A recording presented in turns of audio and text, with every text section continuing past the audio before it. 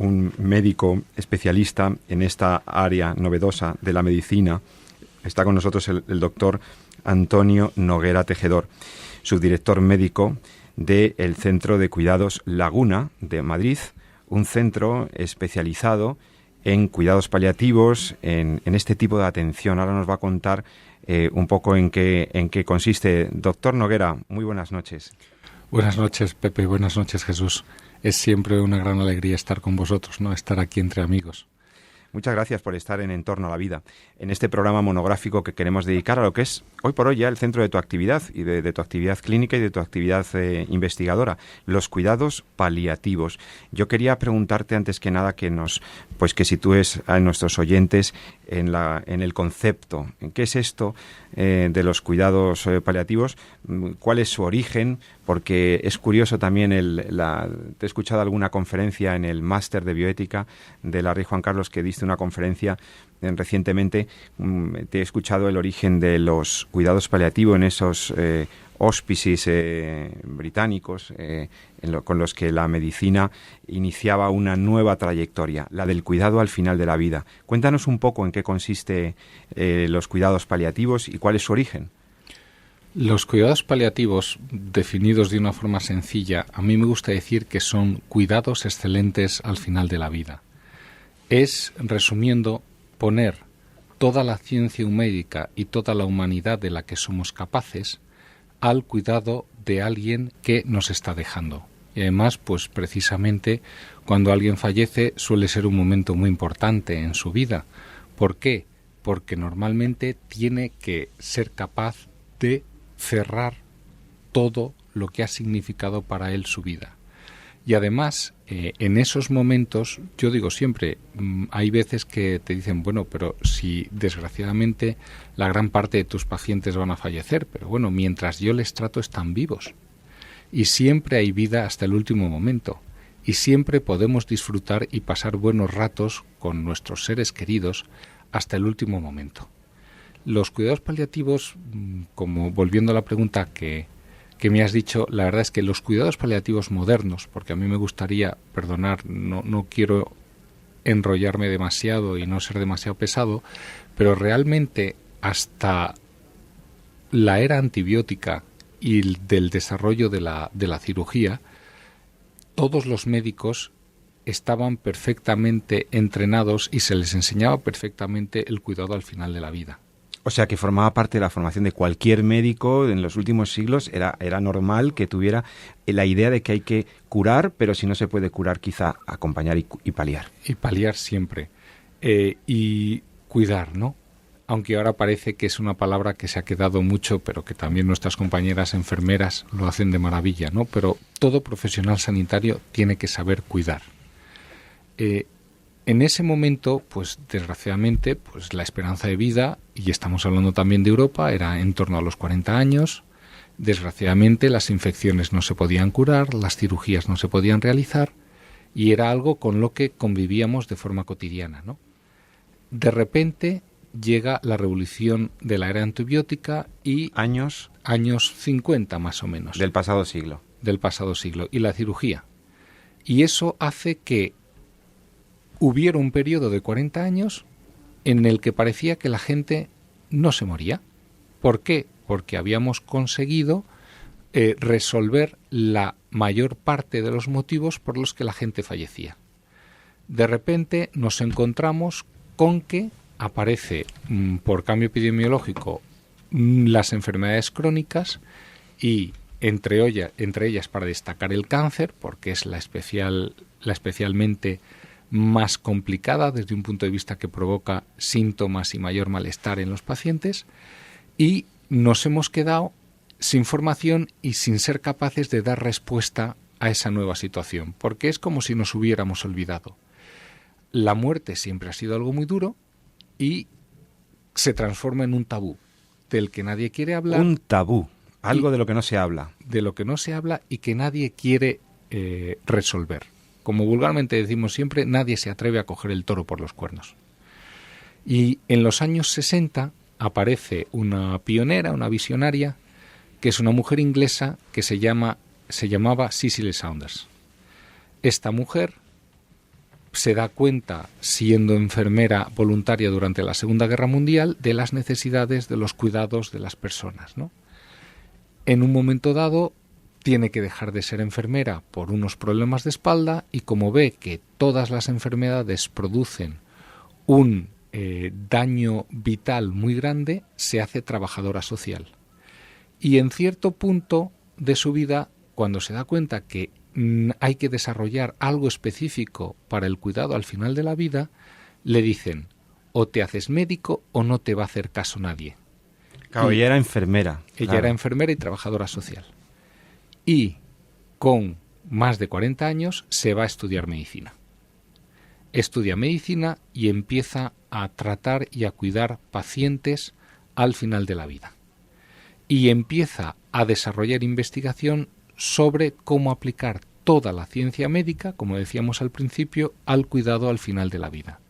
¿Por qué? Porque han salido palabras como eutanasia, ensañamiento terapéutico. ¿Cuál es la respuesta de la medicina? Pues la respuesta de la medicina es la proporcionalidad de tratamiento. O sea, dar un Creo que cada vez va a ser más actual, sobre todo en los tiempos que se nos vienen, y yo creo que es importante, ¿no?, hablar con... hacer ver un poco a nuestros oyentes, abrirles la luz, abrirles los ojos respecto a lo que son los cuidados paliativos, esa diferencia tan brutal que hay con el ensañamiento terapéutico y con la eutanasia, que no tiene nada que ver por muchas veces que traten de, desde algunos medios de comunicación, en general desde algunos sistemas, de hacernos ver que prácticamente los cuidados paliativos y la eutanasia es poco más o menos que lo mismo, y sin embargo son cosas radicalmente diferentes. Entonces es un tema de extraordinaria actualidad en los cuales vamos a tener que tener los conceptos muy claros y las ideas muy claras en los próximos, yo diría que meses y años, de forma más o menos inmediata, y por tanto me parece un tema muy adecuado para tratar aquí y hablar un poco. Es que además, si hay algo en la vida de lo que estamos seguros es de que nos vamos a morir. Es decir, esto es así, señores, os lo digo en la tarde, en la noche del viernes, cuando estamos a punto de disfrutar del fin de semana y todos tenemos enorme optimismo, pero es una realidad, esto está ahí y la muerte está ahí y sabemos que es una certeza biológica que la vida se acaba. Entonces, el gran debate no está en el tema de la muerte, sino en cómo nos morimos, cómo queremos morirnos, cómo queremos que nos traten y nos cuiden en el momento del morir.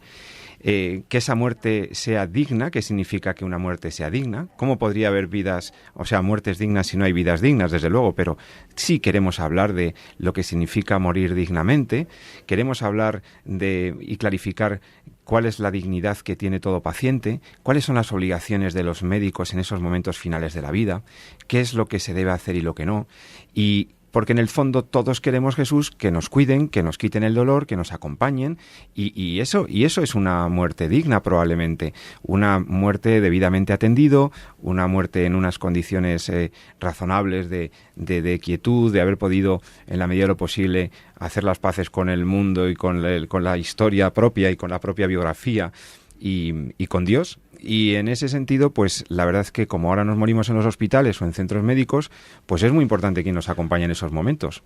Entonces me parece que hablar de la muerte en sentido positivo, o del morir, o de cómo nos debemos morir, pues me parece muy importante. Sin duda, sí, fíjate que en la medicina estamos un poquito a las puertas de este tema, ¿no? Llevamos conociendo al hombre desde hace muchos años, desde Hipócrates, los galenos, etcétera, abordando la enfermedad, y sin embargo el concepto o el tema de cómo abordar pues nuestros últimos momentos en torno a la muerte o cercano a la muerte es algo como que muchas veces la medicina ha querido dejar de lado, ¿no? Y sin embargo ahora, ¿no?, probablemente pues por quizá ese aumento de la población, esa disminución de la letalidad de muchas otras enfermedades, eso que vivamos más, que nos enfrentemos a situaciones clínicas pues hasta ahora no conocidas, ahora estamos los médicos empezando a descubrir la importancia, ¿no? Es curioso que cómo ha sido la propia sociedad, ha sido el propio hombre el que nos ha hecho ver a nosotros los médicos la importancia de abordar desde un punto de vista científico, desde un punto de vista serio, ¿no?, el último tramo de la vida. Yo tengo un amigo que me decía, a mí no me da ningún miedo la muerte, a mí lo que me da miedo es el dolor. A mí lo que me da miedo es el sufrimiento, bueno, entendiendo como el dolor que supera el nivel de lo físico, el sufrimiento interior, ¿no? El de morirme solo. Entonces, claro, esto es muy importante ver cómo nos estamos muriendo en los hospitales, nos estamos muriendo en circunstancias atendidos por doctores, por enfermeras, por personas que... Entonces, es muy importante ver cuáles serían las condiciones y cuáles serían las posibilidades que la tecnología nos da ahora para morir en las mejores condiciones. Y por eso, ya digo, en positivo, con enorme ilusión, porque lo que vamos a contaros verdaderamente a mí me da mucha esperanza, pues vamos a tratarlo, vamos a hablar de esto, de los cuidados paliativos. Bueno, y para hablar de eso, aunque el doctor San Román, como médico que es, sabe mucho y hará aportaciones, claro, esta es una cosa que no habéis estudiado vosotros en medicina. Es así, o sea, yo fíjate que he aprendido mucho más de esto, de los cuidados al final de la vida y de cómo enfocar este tramo. He aprendido mucho más de pacientes que he tenido que han fallecido y de ver cómo el trato de sus familias, etcétera, que de lo que me han podido enseñar en la Facultad de Medicina en su momento. Y claro, esto es un reto pendiente para las facultades de medicina, para los centros clínicos, el poder desarrollar y abarcar desde un punto de vista serio, estructurado, protocolizado, todo este proceso, ¿no? Pues sin duda En ocasiones. ahí hay una línea de la bioética que tiene que ver con la ética de la sedación, ¿no?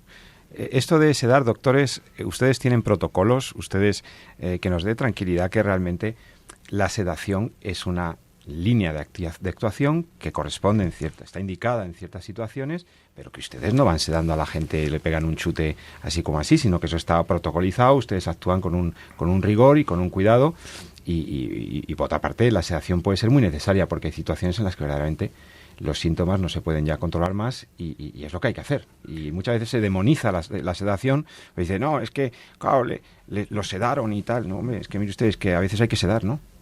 La sedación es, como vuelvo a decir, es una técnica médica que evidentemente por la implicación y la seriedad de esa técnica y porque estás haciendo algo muy serio, que es quitarle la autoconciencia a un ser humano, tienes que pedir permiso a esa persona antes de realizar esa técnica y si en su defecto él no puede darte el permiso, te lo da su familia cercana o su cuidador más directo.